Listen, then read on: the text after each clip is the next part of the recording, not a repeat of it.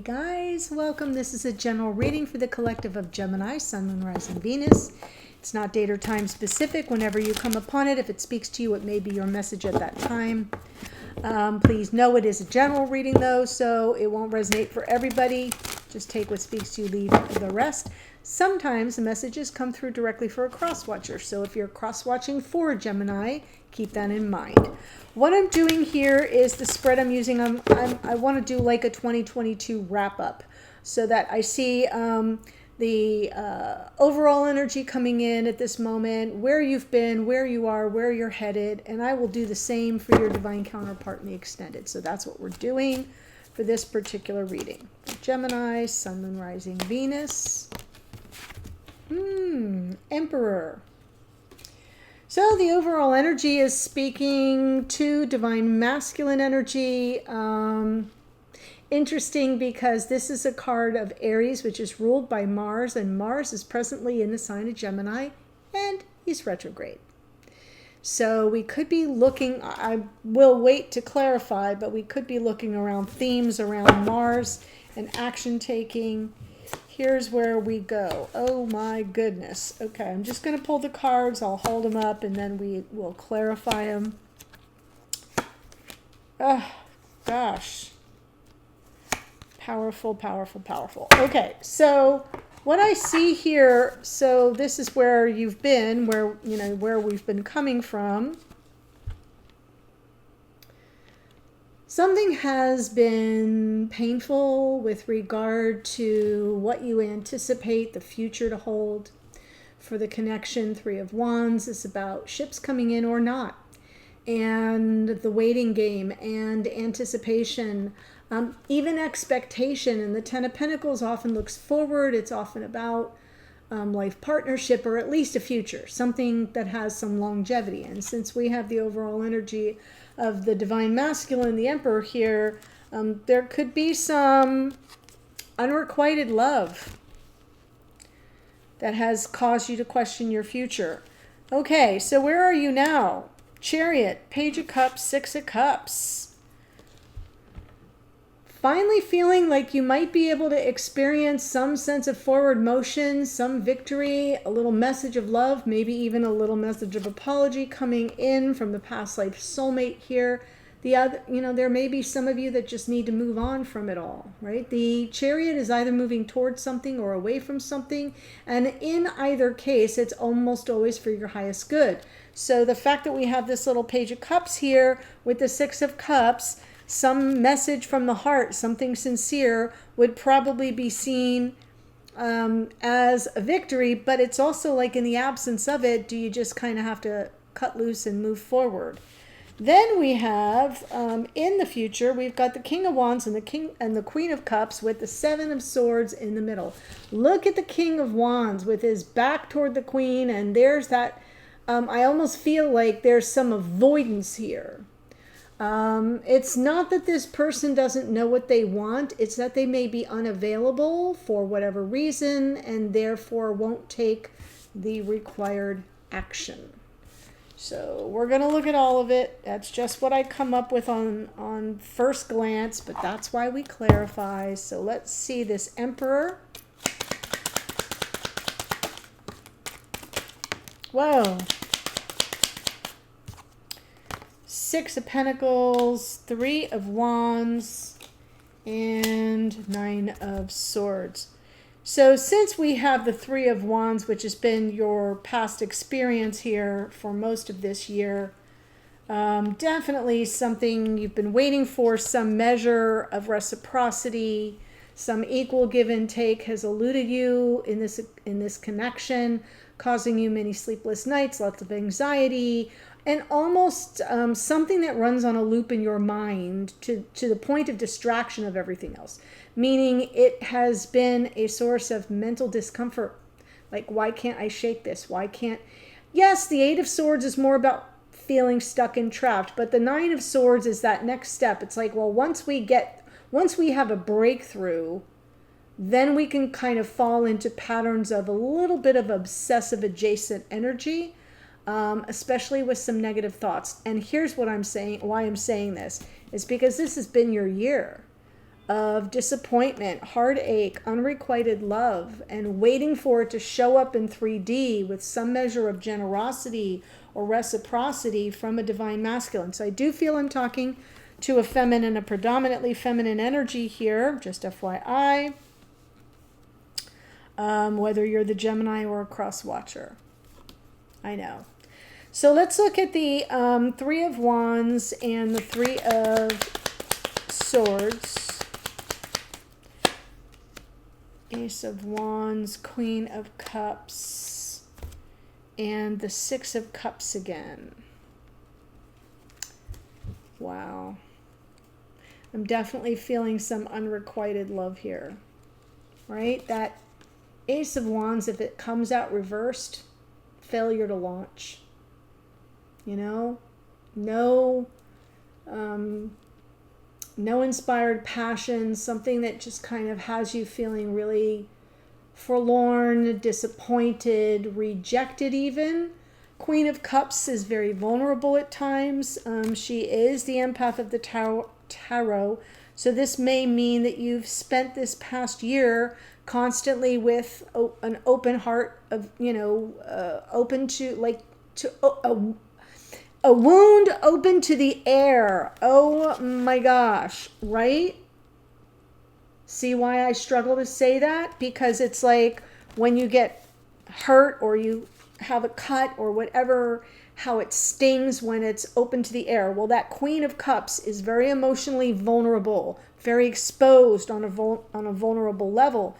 And I just feel like you've been waiting and waiting and waiting to reignite the torch of passion and the connection with your past life soulmate. I don't think it happened. It feels like it has been unrequited and it has impacted your future or your vision of your future. Let's see the Three of Swords with the Ten of Pentacles. Right. The Fool, the Knight. Yet you have taken chance after chance after chance. You've completely given over to all of this. It's been exhausting. You haven't taken a minute to yourself.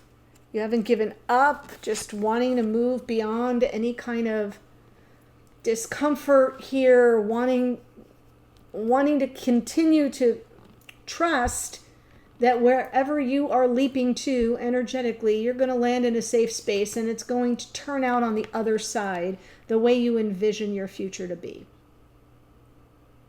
So the Six of Swords underneath, for those who are new, welcome. When I pull from under the deck, like I did with the Nine of Swords, it's sort of what's going on in unconscious awareness. It's what's rolling around in the psyche, or it's what's going on behind the scenes. So I'm feeling as if on some level, just kind of not giving up, holding on for dear life, wanting to get to calmer waters, wanting some peace of mind, trusting and leaping and trusting and leaping, and not really getting that payoff.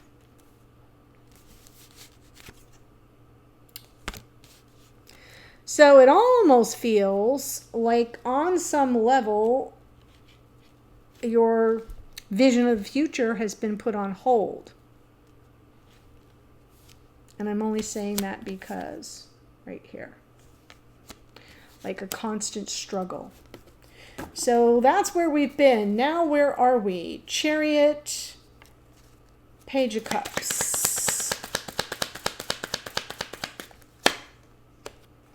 Hermit, Chariot again, Page of Wands.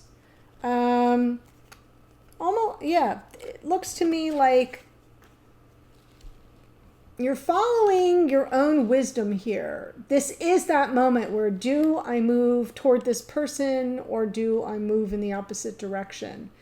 And while you may want some good news here, that Page of Wands can also be someone who's not taking things as seriously, who is not as invested in the connection as you are, Gemini. So, or whoever you are watching. So it's like you're waiting for some kind of message that's sincere from the heart, but you're not really waiting long.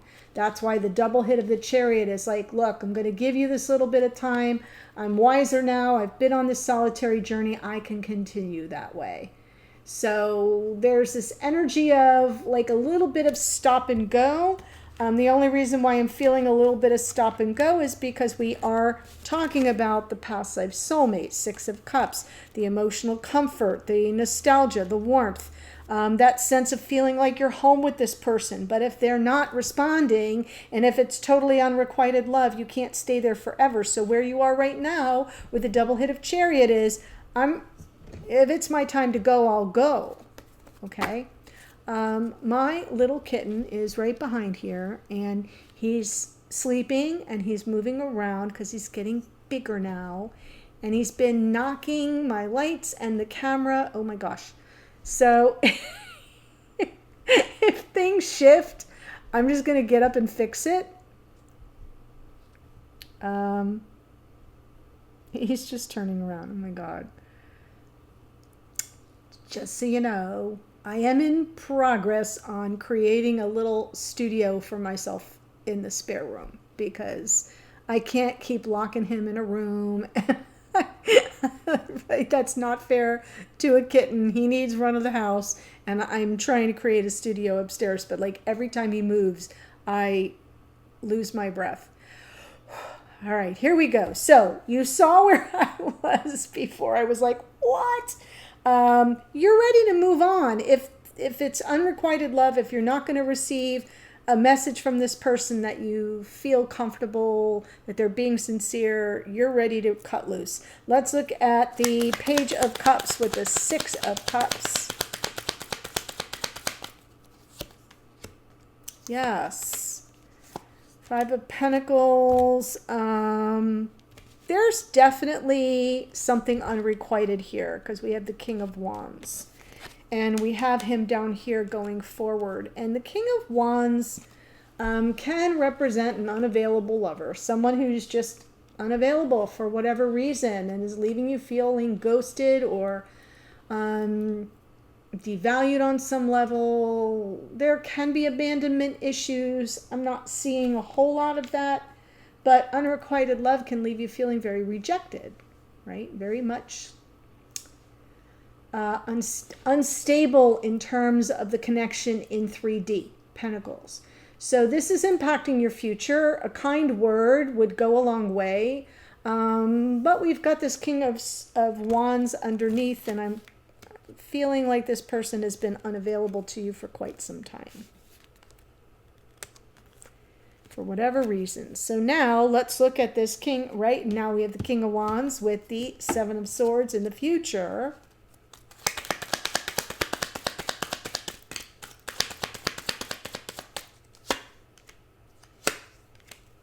Wow.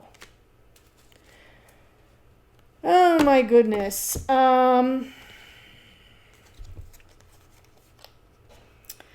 They're gonna have some regret. They're going to have some regret. Now, the Five of Cups, you may spend a little bit of time in 2023 kind of reviewing on an emotional level, feeling the sense of loss, grief, sadness, what's been lost to you by somebody that may have avoided you or may continue to avoid you. So for those of you who aren't sure what you're really dealing with here, I'm getting the impression that the avoidance will continue and that it will be something that this person regrets, but also something that you can't avoid wallowing in. Okay? So that Five of Cups is cutting both ways. It's their regret and it's you wallowing in the, everything that's been lost to you by this person's avoidance. And because you're coming through here as the Queen of Cups, it hits you in more of an emotional level than if you were coming through here as the Queen of Swords, right? It's just feeling to me like your heart will be wide open. Remember what I said about your vulnerability here this past year and the unrequited love. Here we are in the future.